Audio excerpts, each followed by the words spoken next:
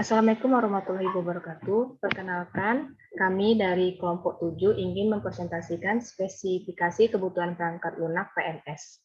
Saya sendiri sebagai moderator Desa Ayu Putri dan anggota saya Muhammad Haji Priyatama, Novita Sari, dan Theo Angelo Purba, dan dosen pembimbing Ibu Adeline ST Mkom.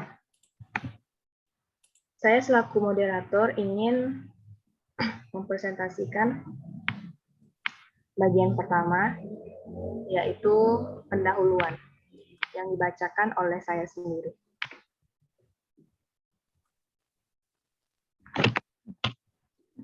Dokumen ini berisi spesifikasi kebutuhan perangkat lunak SKPL atau Software Requirement Specification atau SRS untuk VMS Vending Matching System. Untuk penamaan dokumen ini selanjutnya akan digunakan istilah SKPL. Tujuannya, dokumen spesifikasi kebutuhan perangkat lunak atau SKPL merupakan dokumen spesifikasi kebutuhan perangkat lunak yang akan dikembangkan Dokumen ini akan digunakan oleh pengembang perangkat lunak sebagai acuan teknis pengembangan perangkat lunak pada tahap selanjutnya. Yang kedua, lingkup masalah. Vending Machine System adalah aplikasi atau perangkat lunak yang terintegrasi pada sebuah vending machine. Vending machine dibuat untuk memudahkan customer dalam pembelian suatu produk. Customer hanya perlu memasukkan koin dengan nilai tertentu dalam mesin. Kemudian customer bisa memilih menu pilihan terdiri dari produk-produk yang disediakan vending machine. Setelah melakukan pilihan, maka produk yang diinginkan akan keluar. Mesin juga dapat mengembalikan kelebihan uang dari customer. Referensinya di sini ada beberapa referensi, salah satunya Andri Kristanto, Rekayasa Perangkat Lunak, dan lain-lain. Yang keempat, di sini ada deskripsi umum dokumen. Dokumen SKPL ini dibagi menjadi 3 bagian utama. Bagian utama berisi penjelasan tentang dokumen SKPL yang mencakup tujuan pembuatan dokumen ini, lingkup masalah yang diselesaikan oleh perangkat lunak yang dikembangkan, definisi referensi, dan deskripsi umum. Bagian kedua berisi penjelasan secara umum mengenai perangkat lunak yang akan dikembangkan meliputi fungsi dari perangkat lunak, karakteristik pengguna, batasan, dan asumsi yang diambil dalam pengembangan perangkat lunak. Bagian ketiga berisi uraian kebutuhan perangkat lunak secara lebih rinci. Next. Nah, di sini ada yang kedua, deskripsi umum perangkat lunak. Nah, deskripsi umum sistem. VMS adalah perangkat lunak yang terintegrasi pada vending machine. Vending machine yang sesungguhnya adalah sebuah mesin yang akan mengeluarkan produk jika dimasukkan sejumlah uang tertentu. Komponen utama dari vending machine adalah mekanisme untuk menerima dan menentukan nilai dari uang yang dimasukkan. Untuk menentukan nilai dari uang yang dimasukkan, vending machine yang sesungguhnya akan melakukan pengetesan ukuran berat komponen elektrik dan komponen magnetik dari uang tersebut. VMS hanya bisa melakukan 1 kali proses pemesanan produk. Apabila customer ingin memesan produk lagi, maka harus kembali ke proses awal. Perangkat lunak ini dapat dijalankan oleh customer pada lingkungan sistem operasi Microsoft Windows XP Vista 7 yang didukung scripting language Microsoft Visual Studio. Nah, di sini ada gambar 1, ini menjelaskan hubungan antar subsistem pada VMS. Nah, VMS Customer Interface itu terbagi menjadi 2 macam, ada menu produk dan kalkulasi koin. Nah, yang kedua, VMS Admin Interface itu dibagi menjadi 2 macam, manajemen admin dan manajemen produk. Nah, di sini yang kedua ada fungsi produk. Fungsi-fungsi sistem yang utama dan diberikan langsung ke pengguna mirip bubble atau proses pada level 1, tapi dengan kata-kata. Adapun fungsi-fungsi yang dimiliki oleh perangkat lunak ini adalah sebagai berikut. Yang pertama, menampilkan menu pilihan produk. Nah, menu pilihan produk berisi daftar produk yang dapat dipilih oleh customer. Nah, itu terdapat dari SKPL VMS K001. Yang kedua, menampilkan pesan. Nah, pesan akan ditampilkan untuk memberitahukan beberapa informasi penting, misalnya jumlah koin yang dimasukkan, info bahwa produk habis, PMS error, dan sebagainya. Nah, yang ketiga, verifikasi koin. Nah, PMS akan melakukan pengecekan apakah koin valid atau invalid. Yang keempat, perhitungan koin. Nah, sejumlah koin yang dimasukkan akan dikalkulasi nilainya. Dan kelima, pengembalian koin. Pengembalian koin akan dilakukan jika terjadi kondisi berikut.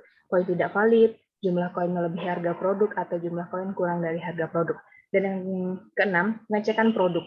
Pilihan produk yang diinput oleh customer akan dicek stoknya, masih ada atau tidak.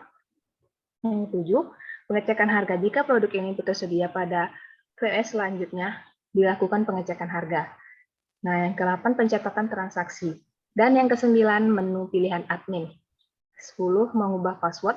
11, mengubah jenis produk. 12, mengubah harga. 13, menampilkan display. Dan yang terakhir, menampilkan message pemesanan produk. Nah, selain itu, di sini juga ada karakteristik pengguna. Nah, menyimak sebuah tabel dengan 3 kolom karakteristik pengguna, tugas, dan hak akses ke aplikasi, dihubungkan dengan fungsi utama yang muncul pada fungsi produk.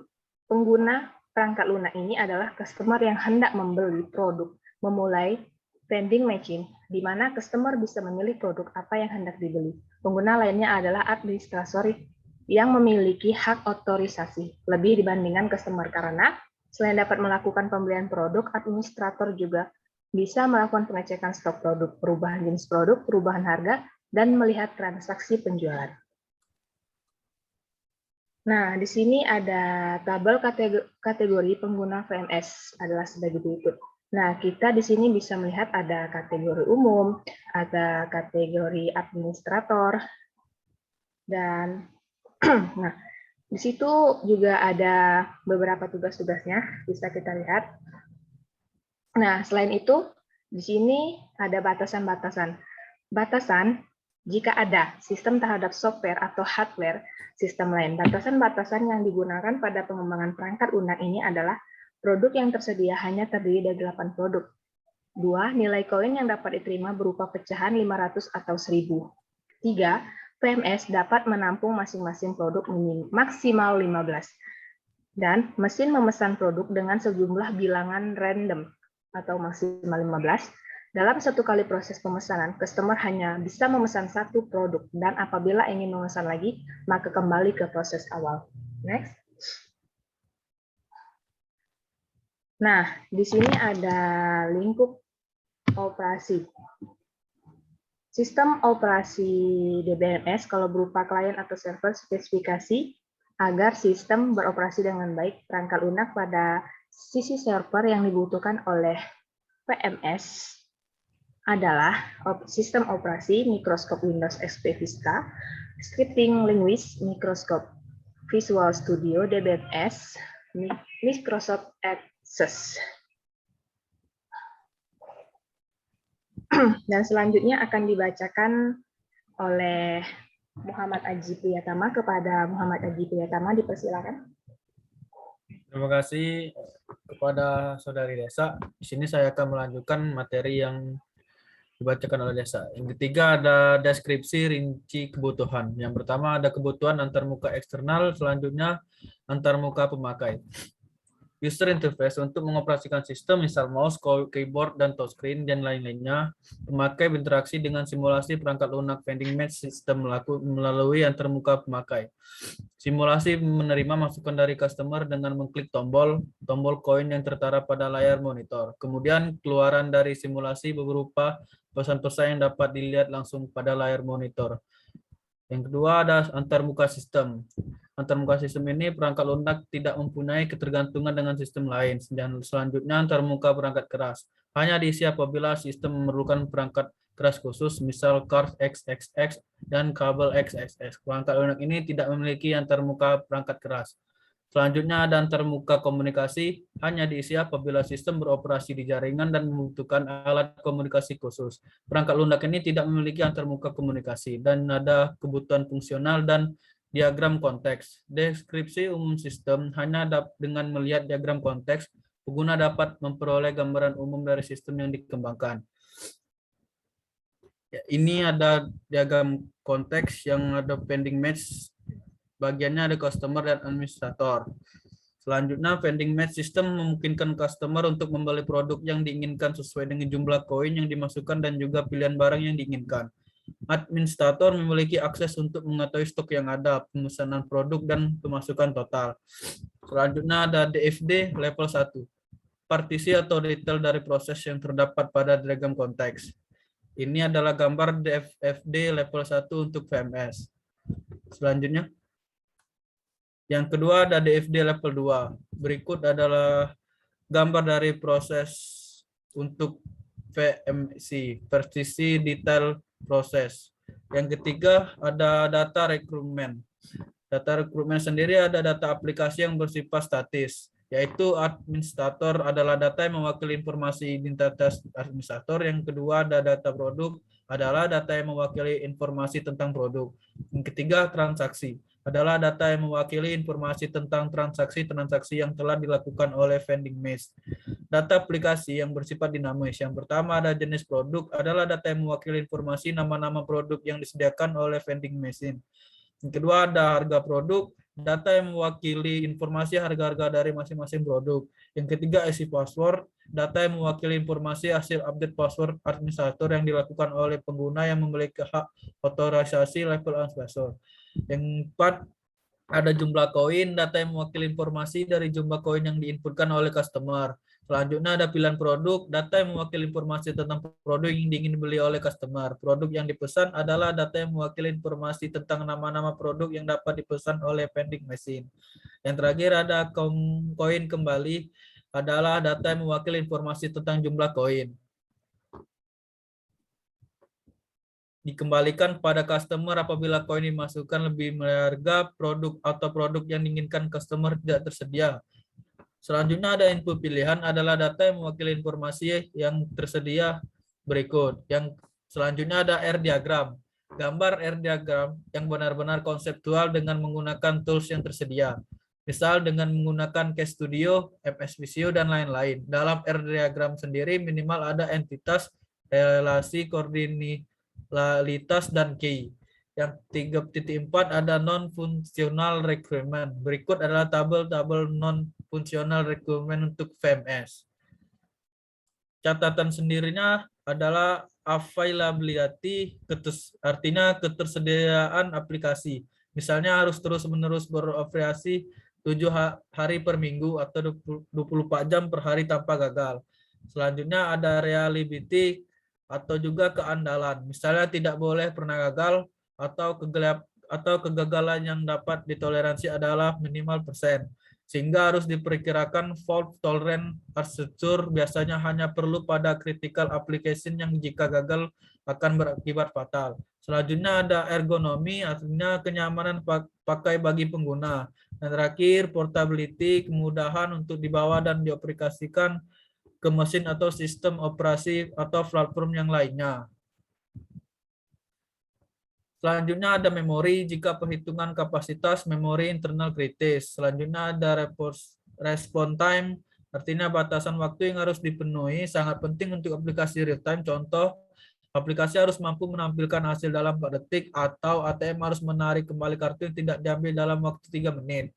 Ada safety yang berarti yang menyangkut keselamatan manusia, misalnya untuk SW yang dipakai pada sistem kontrol di pabrik. Selanjutnya ada security, artinya aspek keamanan yang harus dipenuhi. Yang 3.5 ada batasan perancangan, artinya ada satu vending machine system hanya dapat dijalankan pada server Microsoft Windows dan DBMS Microsoft Access. Selanjutnya ada modifikasi informasi, harga produk, password hanya dilakukan oleh pengguna yang memiliki otoritas hak akses administrator. Ada kerunutan atau traceability. Selanjutnya data store R diagram atau mapping data store pada DFD dengan NT atau realisasi. Ini adalah tabel-tabel keterhubungan antara data store dan R diagram adalah sebagai berikut. Selanjutnya ada ringkasan kebutuhan. Ringkasan semua rekrutmen item. Rekrutmen item mencerminkan semua hal yang harus dipenuhi yang nantinya akan menjadi arahan pada saat testing. Semua rekrutmen harus dapat dites supaya dapat dibuktikan dipenuhi. Dan juga ada fungsional rekrutmen summary. Ini adalah tabel functional rekrutmen summary untuk VMS adalah sebagai berikut.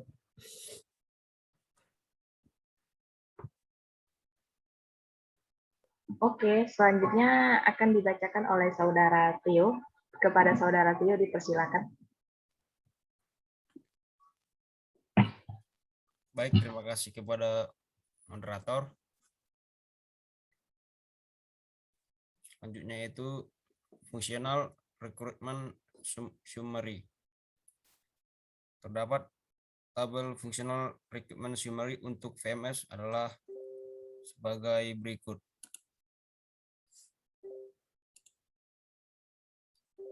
Yang pertama yaitu SKPL VMS K0001 yang deskripsinya itu menampilkan menu pilihan produk.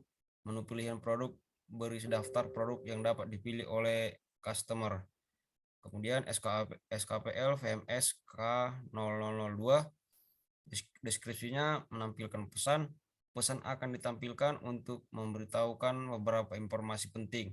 Misalnya jumlah koin yang dimasukkan, info bahwa produk habis, mending matching error dan sebagainya.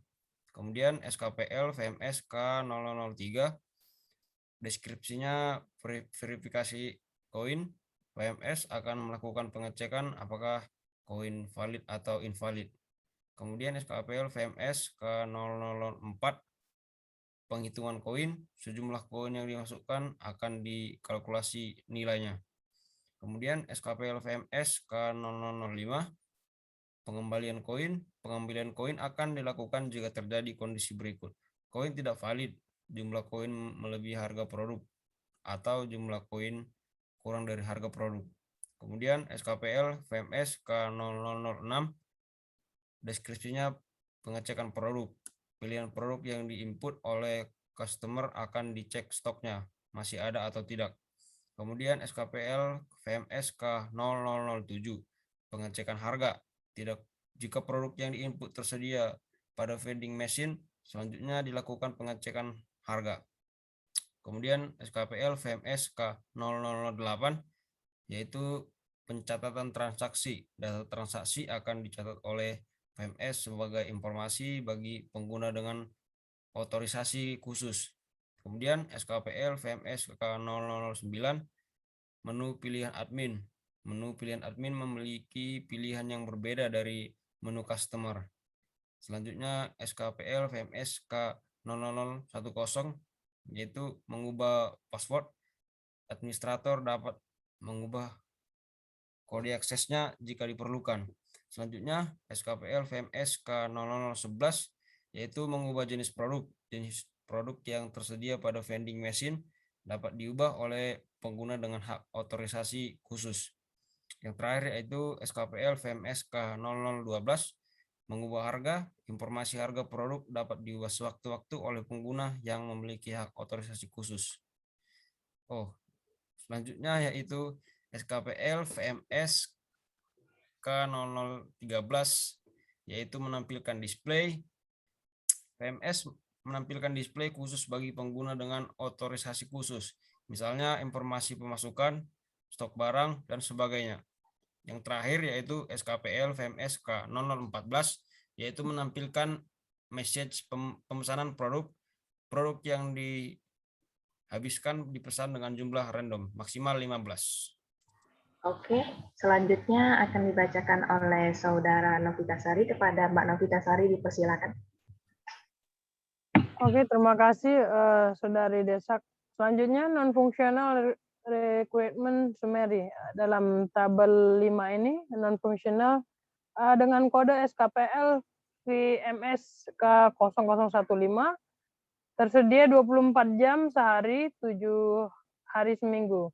SKPL VMS K0016 tidak pernah gagal dalam menampilkan dan mengubah harga produk, kalkulasi koin, serta mengubah password.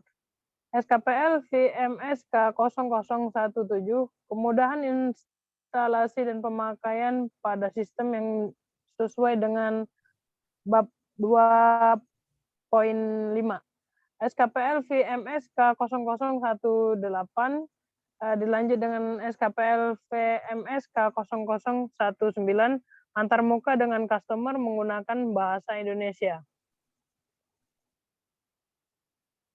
Oke, di sini ada lampirannya sudah kita masukkan semua, mulai dari function, prosesnya, jumlah totalnya ada entry kita masukkan dua kita masukkan, ada prosesnya 12, Oke, keterangannya itu ada dari yang pertama ubah harga, ubah password, prosesnya adalah verifikasi, perhitungan, transaksi, pengembalian, pengecekan, menampilkan menu, pengecekan produk, menampilkan pesan, proses menu pilihan, verifikasi produk, verifikasi pilihan, terus yang terakhir menampilkan display. Pada saat proses di level 1 ada verifikasi koin, perhitungan, transaksi, pengembalian, pengecekan harga, menampilkan menu produk, pengecekan produk, menampilkan pesan, proses menu pilihan. Pada level 2 ada perbedaan sedikit, hanya ada 5 poin, yaitu ubah harga, ubah password, verifikasi pilihan, dan terakhir yang nomor 5 menampilkan display. Pada menu terdapat 2 poin, yaitu 1 menu pengguna umum, 2 menu administrator. Di data store terdapat 3 poin, yaitu admin, data produk, dan transaksi. Untuk IR-nya, entitas dan relasinya mengikuti. Next. Catatan tambahan, DFD level 1, kaidah perancangan yang pertama adalah pilih notasi sehingga proses yang didekomposisi dapat dibaca dengan mudah. Kedua, nama bubble atau proses harus terdiri dari kata benda atau kata kerja. Ketiga, nama yang dipakai untuk bubble data store, data flow harus konsisten. 4, setiap level harus konsisten aliran datanya dengan level sebelumnya.